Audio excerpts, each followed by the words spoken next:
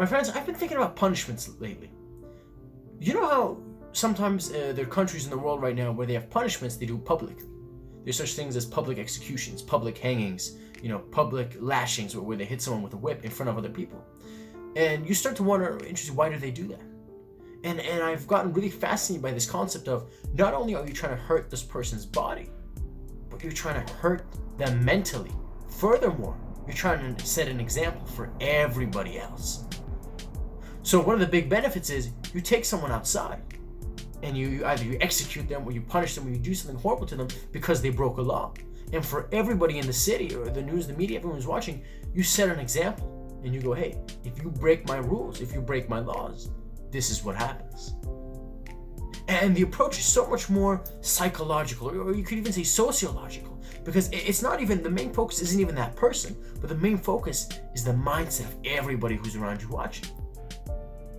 Shouts out to, I don't know if there are any Walking Dead fans, but when Negan was introduced back in season, what was that, end of season 6, beginning season 7, this guy came in, and spoiler alert, hopefully you've seen it by now, and basically, whenever he meets a group, he takes one person out immediately. He comes in, he says, hey, these are my rules, and if you don't follow, this is what's gonna happen. And just like that, he takes someone out, he executes someone. And what he does is not only for himself in terms of first impressions, but he really sets the tone. And he goes, this is what's gonna happen. And if you don't think I'm serious, here's your proof. You gotta understand, my friend, what kind of a psychological impact does that have on people? Looking at punishment right there in front of your face like that.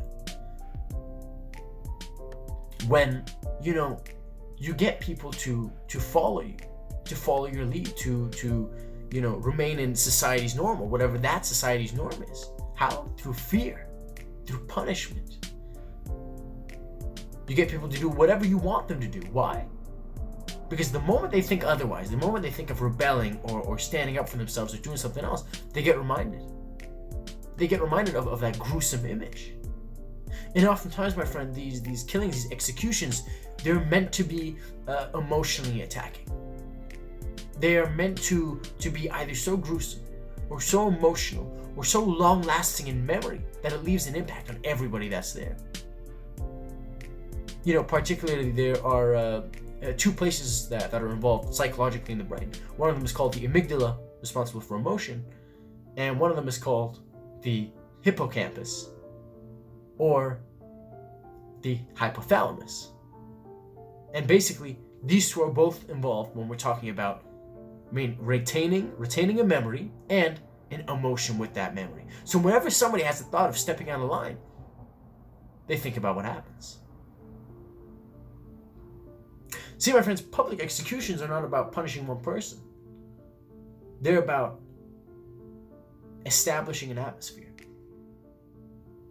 They're about instilling a fear into everyone's mind, saying, I'm the new sheriff now, or we're the new sheriffs now. This is how the town's going to be run. And if you want to oppose us, this is the fate that you will have to face. So what ends up happening oftentimes is people don't end up rebelling, because it happens to so many. And they stay oppressed, and they get beat up, like those poor guys in The Walking Dead, and they get just absolutely mauled. But one thing that public executions do is that we're all still human. We all still have empathy, and we can feel it. And as humans, we know it's not right. And we know just even the idea of publicly punishing someone, publicly taking someone's life, it's I'm struggling to find another word for it, but it's unjustifiable almost. So naturally you have people who live with this resentment.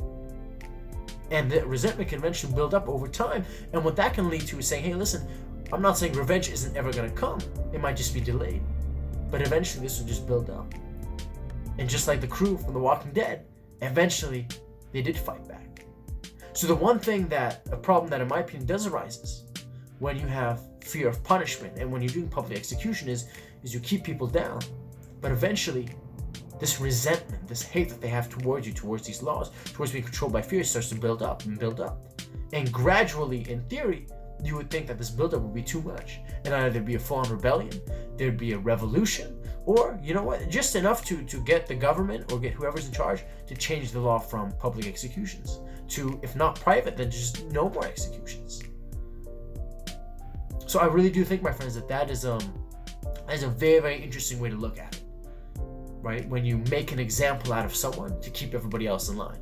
But then, for how long can you keep doing that for before people start to fight back and rebel? I know it got kind of dark there, but sometimes I think about these things, and I'm just super curious as to what your thoughts are on about these.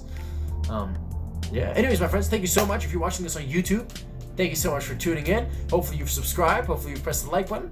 I truly appreciate you. If you're listening to this on the podcast, The Daniel Teaches Experience, thank you. I'm oh so grateful. Again, this podcast can be found on Spotify, Apple Podcasts, and all the other major podcasting platforms. My name is Daniel. Have an absolutely sensational day. Take care of yourselves, my friends. Bye-bye.